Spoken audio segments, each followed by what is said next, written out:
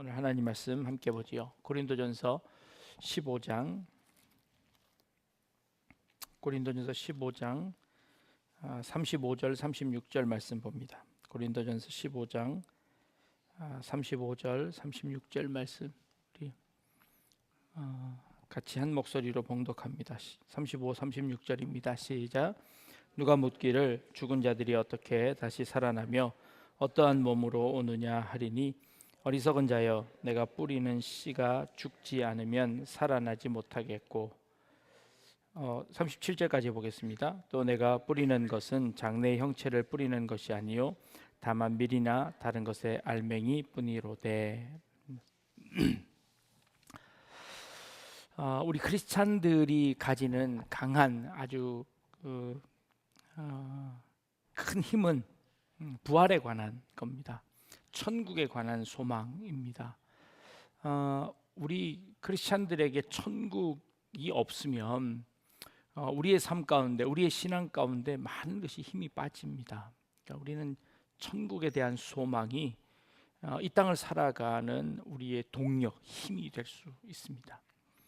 천국에 들어가기 위한 가장 기본적인 기본적인 조건은 뭘까요? 천국에 들어가려면 어떻게 하면 천국 들어가죠? 어떻게 하면 천국 가십니까? 네, 하나님 믿고 예수님 믿고 또 죽어야 됩니다. 예수님 믿고 하나님 믿는 거예요. 그거 다 믿죠. 우리 여기 오신 분들이 다 믿는 거 아닙니까? 그거는 기본이고 죽어야 됩니다. 천국 가시고 싶으세요? 빨리 천국 가시고 싶으세요? 조금 이따 가도 될 것 같은데 천국은 참 좋은데 조금 이따 갈랍니다. 하나님 저 조금만 더 여기 있다 갔으면 좋겠습니다. 천국이 그렇게 좋은 곳이고 천국이 그렇게 우리의 소망이면 빨리 가야 될 텐데 우리는 천국 가기보다는 아직 여기서 조금 더 살고 싶은 소망이 우리에게 있습니다.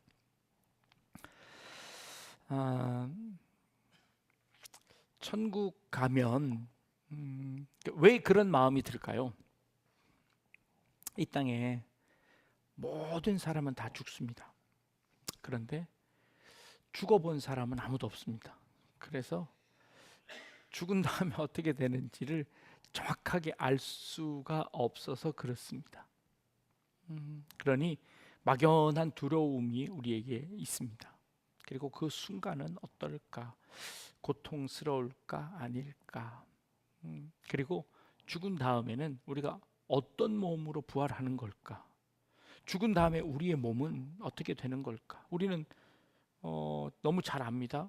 흙으로 돌아간다는, 우리 몸은 흙으로 돌아간다는 것을 압니다. 그렇다면 우리 영혼은 그러면 어떤 모습으로 다시 변화되는 걸까? 이게 우리의 신비입니다. 잘 모릅니다. 성경에는 어떻게 우리에게 가르치고 있을까요? 성경은. 근데 성경도 우리에게 자세하게 가르쳐 주지는 않습니다. 그래서 우리는 더 죽음에 대해 막연한 두려움들을 가지고 살아가고 있는 것 같습니다. 고린도 교회도 마찬가지였습니다. 고린도 교회 안에 성도들이 예수님이 우리가 살아있는 동안에 곧 올 것이다 라고 생각을 하고 전도하고 열심으로 다해서 예수님을 믿었고 신앙생활을 했는데 교회 안에서 순교당하는 사람들도 있고 또 세월이 지나면서 연로하셔서 돌아가시는 분들이 자꾸 생기는 겁니다. 그러면서 이 성도들이 이 사도 바울한테 물어보는 겁니다. 도대체 부활이라는 게 뭡니까? 우리가 다시 살아난다는 것이 도대체 어떤 의미입니까? 다시 살아난다면 그 다시 살아난다는 것은 영혼입니까? 우리의 육신입니까? 그러면 육신이라면 그 육신은 또 어떤 의미에서 부활이라는 것을 말하는 겁니까? 라고 이 사도 바울에게 질문했습니다. 질문했을 뿐만 아니라 믿지 않는 자들이 이 그리스도의 부활 그리고 성도들의 부활이라는 것 가지고 이렇게 비아냥거리기 시작했습니다. 야, 죽어서 썩어지면 그만이지. 그것으로 없어지는 것이지. 그것이 끝인 것이지. 거기에 어떻게 다시 살아난다는 말이냐 하고 그 예수 믿는 자들을 비웃기까지 했습니다. 그 부활에 관한 우리의 생각은 그러면 이 무엇인고 하는 것을 사도 바울이 오늘 본문을 통해서 우리에게 가르쳐주고 있습니다. 그리고 우리도 그런 믿음들을, 그런 신념들을, 생각들을, 아니 그런 교리들을 우리가 조금 정리해 볼 필요가 있겠다라는 생각이 듭니다. 이제 죽음 전에 먼저, 그러면 이 죽으려면, 죽음이 있으려면 뭐가 있어야 되냐면 탄생이 있어야 됩니다. 탄생이 있어요. 탄생을 한번 좀 살펴보려고 합니다. 우리는 어떻게 태어나는 걸까요? 여러분들은 어떻게 태어납니까? 부모님에 의해서 태어납니다. 그러면 부모님의 아버지 쪽의 정자와 어머니 쪽의 난자가 만나 수정이 되어서 그 수정된 그 세포가 점점점 하나의 세포가 만나 두 개의 세포가 하나가 되면서 그것이 점점점 분화되며 세포가 2개, 4개, 8개, 16개, 32개 분화가 되면서 각각 그 특성을 가지고 사람의 형체를 만듭니다. 수정이 된 지 8주 되면 그냥 조그만 막대기 같은 거 하나 뭐 이렇게 보인다고 그럽니다. 초음파로 보면 사람의 형체가 나타나 있지 않습니다. 그런데 그게 한 15주쯤 되면 심장이 생겨 심장이 거기서 쿵덕쿵덕 뛴다고 합니다. 그리고 심장의 소리를 들려줍니다. 그리고 조금 있으면 남자인지 여자인지도 가르쳐 줍니다.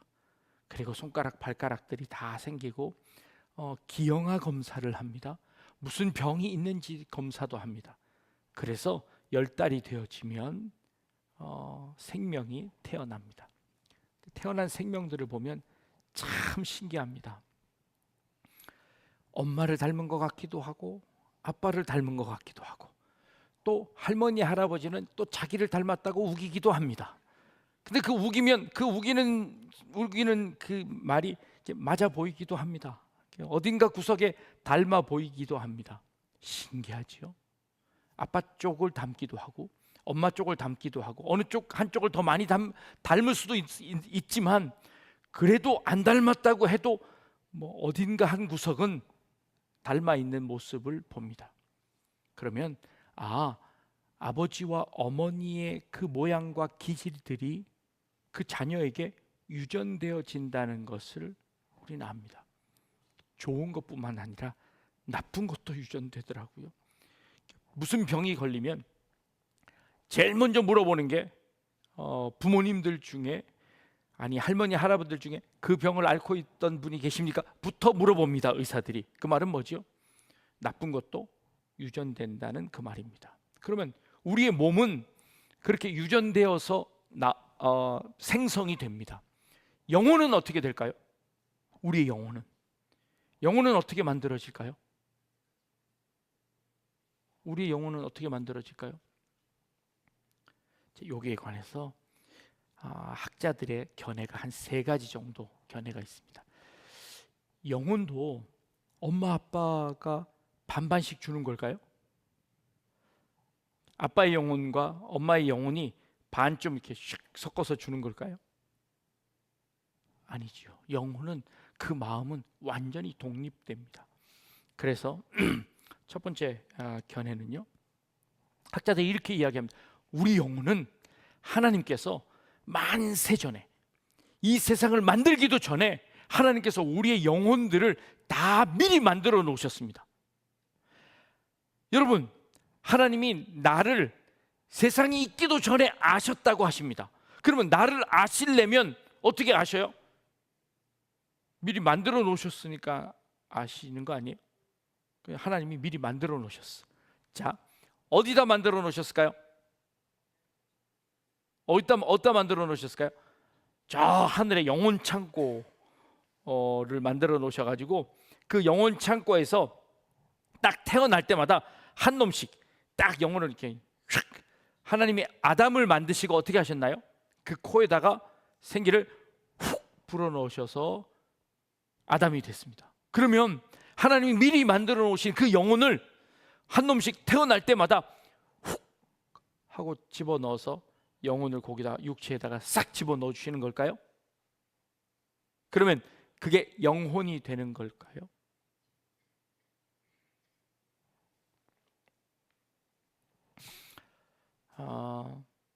우리의 영혼이 영원하다라고 하는 것의 근거가 되기도 합니다. 그런데 성경 어디에서도 하나님이 우리를 미리 창조해 놓고 그것을 그때마다 넣어준다고 하는 성경은 어디에도 찾을 수가 없습니다. 그리고 미리 창조해 놓았으면 우리가 왜 죄인입니까? 아담하고 우리하고 연관이 있나요? 없나요? 없죠. 없죠. 미리 창조해 놓으셨으니까. 자, 그러면 요게 아니라면 또 다른 학자들은 뭐를 얘기하냐면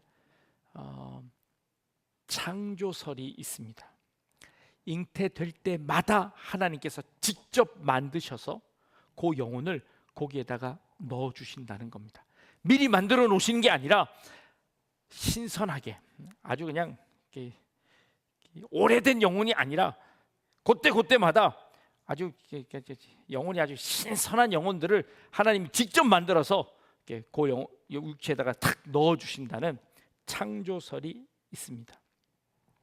하나님이 얼마나 바쁘실까요? 하루에도 수백 명씩 수만 명씩 세계에 태어날 텐데 그때마다 하나님이 일일이 다 영혼을 만들어서 넣어주실 수 있을까요?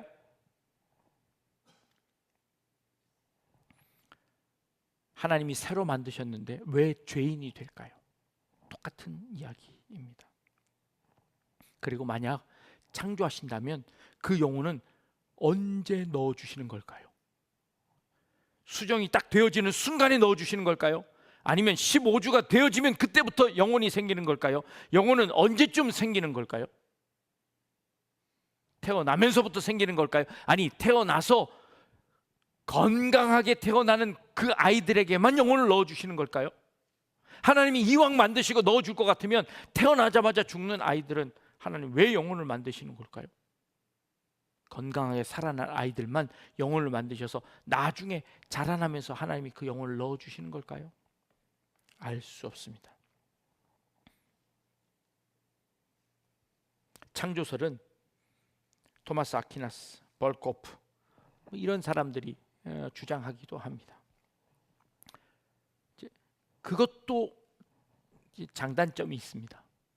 그 다음에는 유전설이 있습니다. 유전설은 뭘까요? 아까 처음 얘기했던 것처럼 엄마 아빠에게서 우리의 육체가 태어나는 것처럼 우리의 영혼도 부모님을 통해서 전달되어지고 그 영혼이 만들어지는 것이다 라고 하는 유전설이 있습니다. 요 유전설은 우리의 원죄를 설명하는데 아주 유리한 그런 학설입니다. 전달설이라고 하죠. 그렇다면 우리의 영혼은 아빠 쪽에서 전달될까요? 엄마 쪽에서 전달될까요? 아빠, 엄마 양쪽에서 다 들어온다면 무슨 영혼이 두 개가 되는 걸까요? 여러 가지 문제들이 있습니다. 자, 이 세 가지 견해 중에서 뭐가 가장 유력한 견해일까요? 뭐가 진리일까요? 뭐가 옳은 정답일까요? 알 수 없습니다. 알 수 없습니다. 성경 어디에도 명확하게 그 한 견해를 지지하지 않습니다.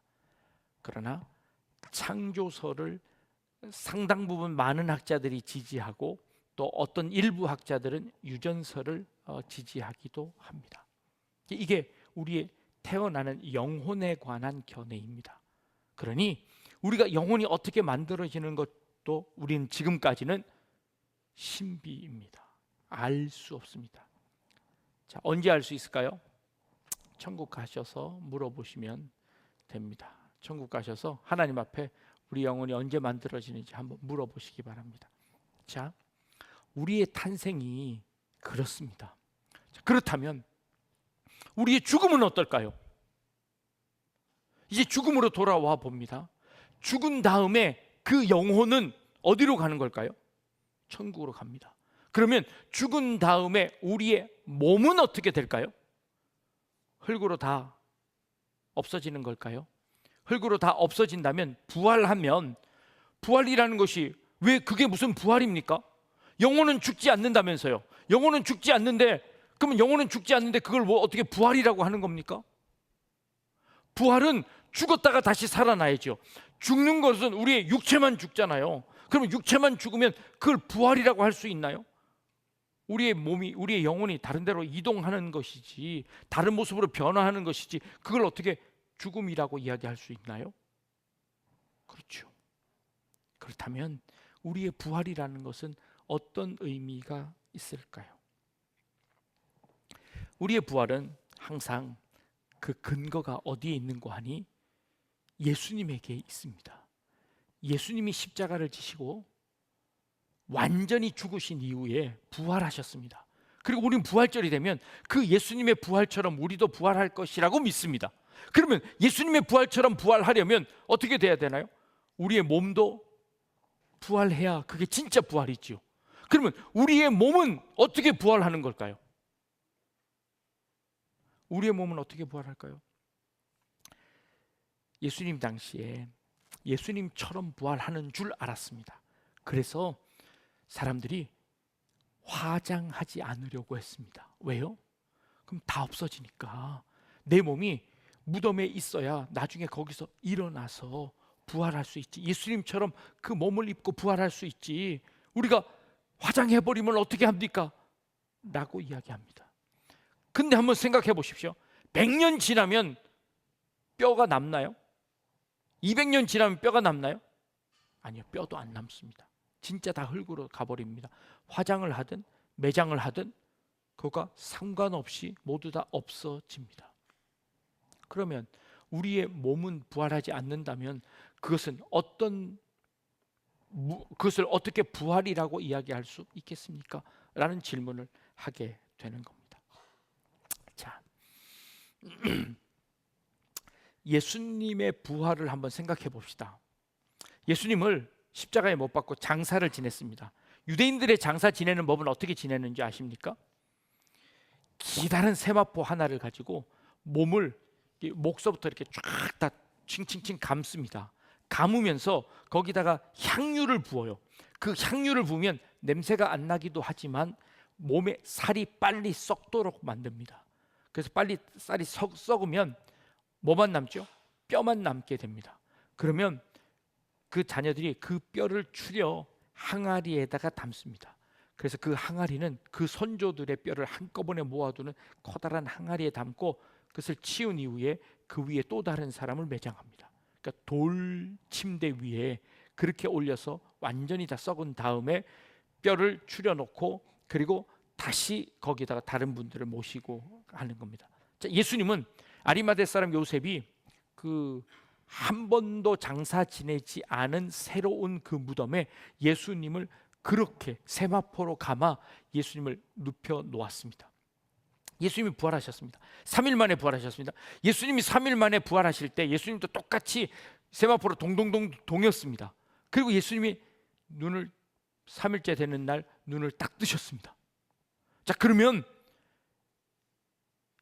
예수님이 눈 뜬 다음에 부활하신 다음에 예수님 어떻게 일어나셨을까요? 이렇게 꽁꽁 묶여 있어요.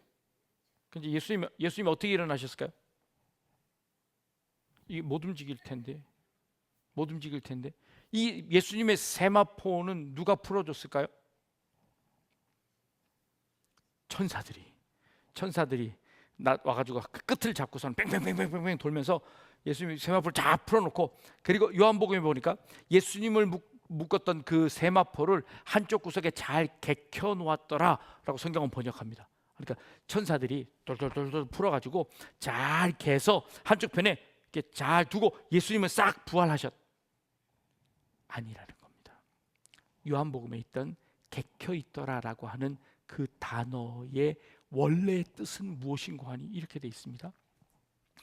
예수님을 쌌던 세마포는 그 쌌던 그대로 거기에 놓여 있더라라고 성경은 기록합니다. 그게 뭘 의미하는 걸까요? 예수님을 쌌던 세마포가, 예수님은 마치 매미가 그 껍질을 벗고 나오는 것처럼 예수님께서 그 몸을 그냥 쑥 빠져나오신 것을 의미합니다.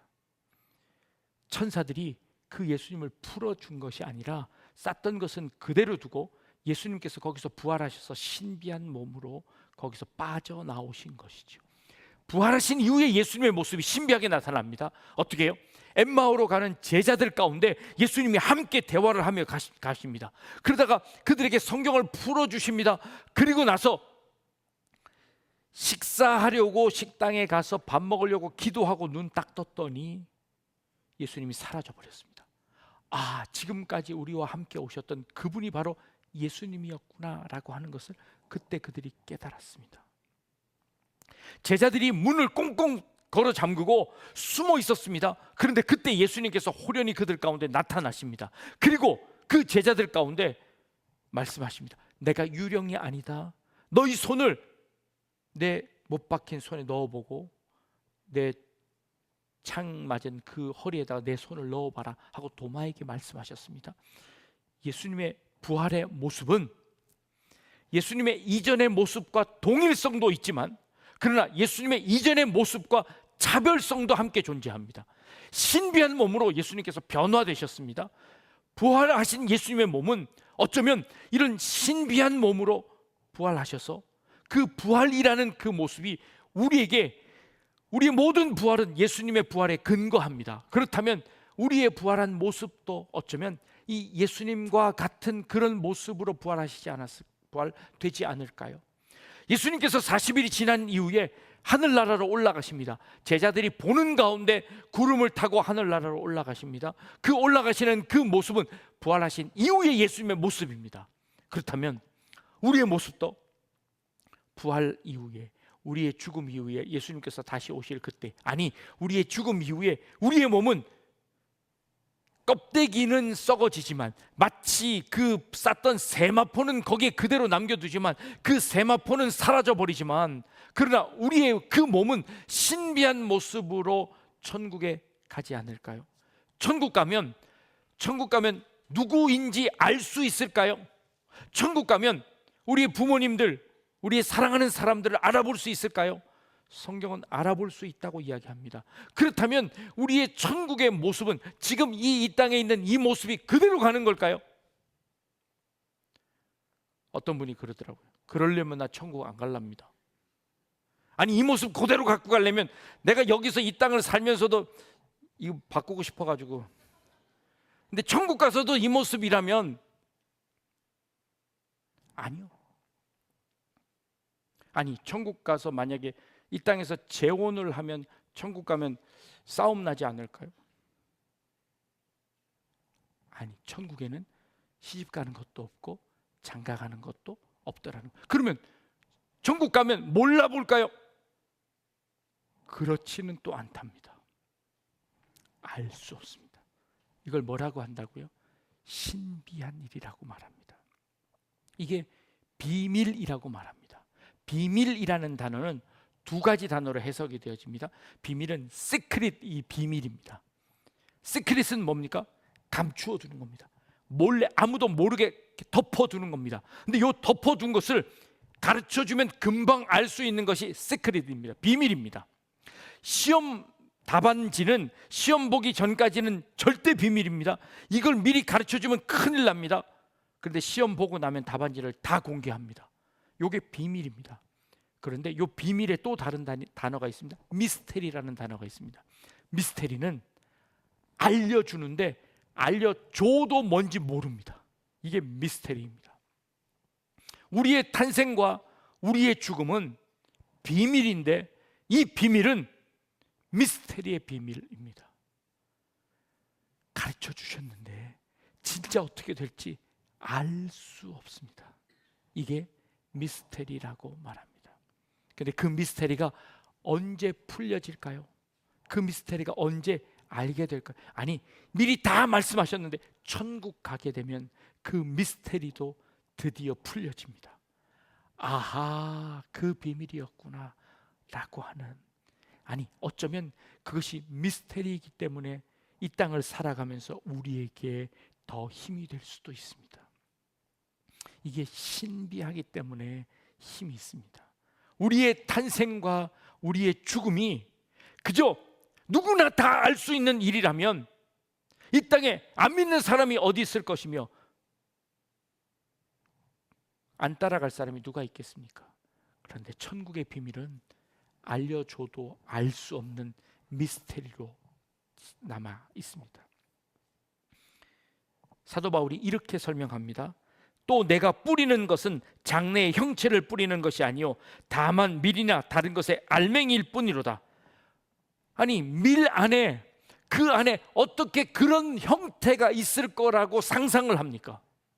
아니, 남자의 그 정자 안에 어떻게 이런 인간의 모습이 들어있을 거라고 상상을 합니까?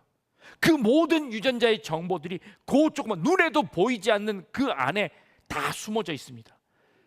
우리의 육신도 그럴 터인데 우리의 영혼의 비밀이야말로 이것보다 더한 비밀이 아니겠습니까?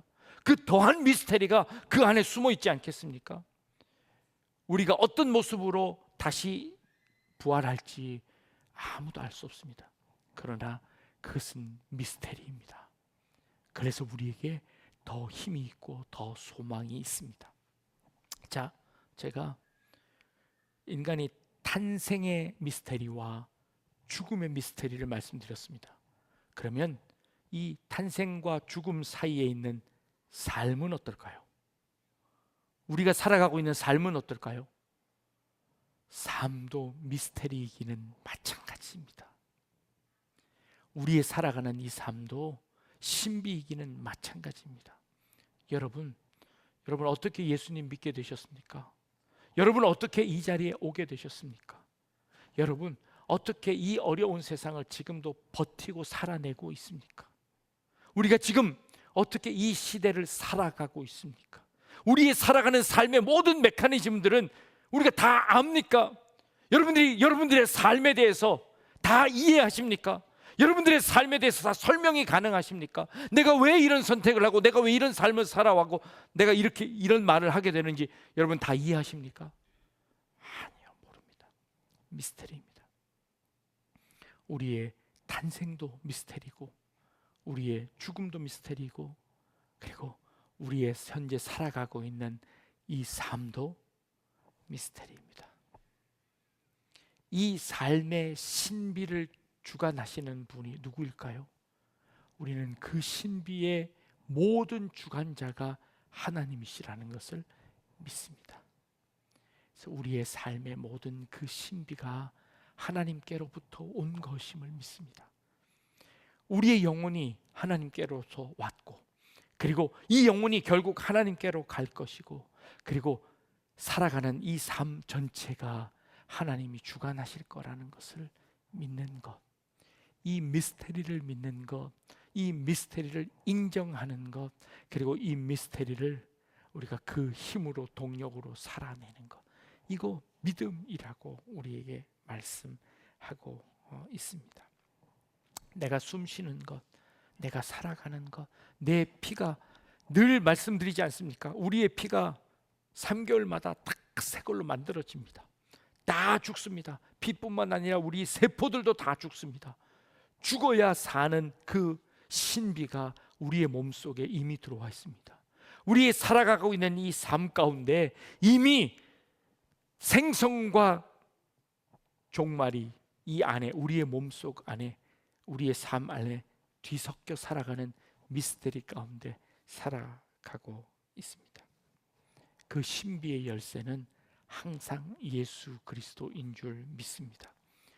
이제 우리는 예수 그리스도로 말미암아 다시 태어났고 예수 그리스도로 말미암아 죽고 그리고 내가 살아가고 있는 이 모든 삶이 내가 이제 그리스도로 말미암아 살아갑니다 라고 고백하는 것. 이전에 나는 죽었습니다. 그리고 내가 예수 그리스도로 살아 다시 태어났습니다. 그래서 내가 이제 살아가는 나의 모든 것은 그리스도를 위해서 삽니다 라고 고백하게 되는 그 갈라디아서의 고백이 이런 고백입니다.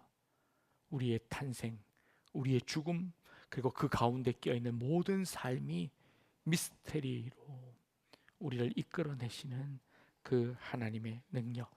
오늘 우리 찬양했던 것처럼 그리스도의 은혜로 말미암아, 하나님의 은혜로 말미암아 오늘도 우리가 신비하게 삶을 버텨왔고 그리고 살아낼 줄로 믿습니다.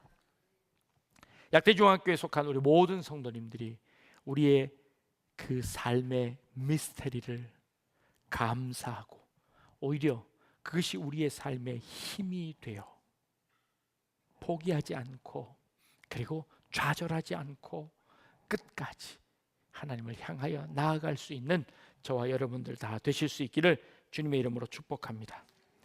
기도하겠습니다.